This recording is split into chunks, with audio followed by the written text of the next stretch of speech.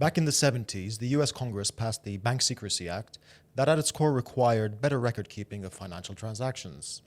That was later followed by the Money Laundering Control Act. Since then, a slew of amendments, compliance measures, and regulatory bodies have been established to combat illicit funds from entering the financial system.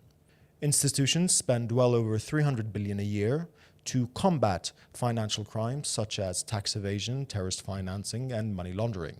And that's on the lower end of the range estimate. But how well have they done? This diagram is the pie chart showing the percentages of criminal funds that are recovered because of AML policies. To highlight this a little bit better, here are the labels. Only 0.01% of criminal funds are recovered due to the AML policies. And that's not the only thing that seems to be falling through the cracks.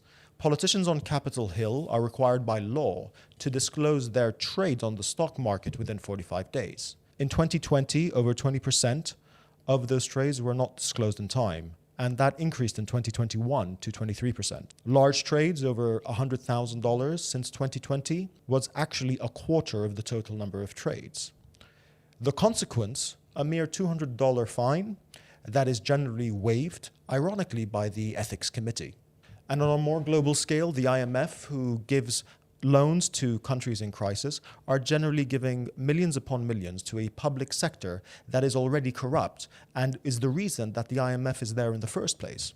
This chart here shows the percentage of loans that went out to countries by their score based on the Corruption Perception Index. The majority of them, 80%, are considered completely corrupt. And sure, the IMF will put some certain conditions to minimize corruption, but the reality is that that isn't very effective, and these countries continue to be corrupt. Certainly, as someone coming from crypto, highlighting these gaps might seem that I'm against regulations and regulators, but nothing could be further from the truth. I believe that watchdogs actually hold a very important role in maintaining a functioning society. But they do have a lot to deal with, from human trafficking, arms trafficking, insider trading, bribery, corruption, and the list goes on. Perhaps there are better tools to help them become actually successful.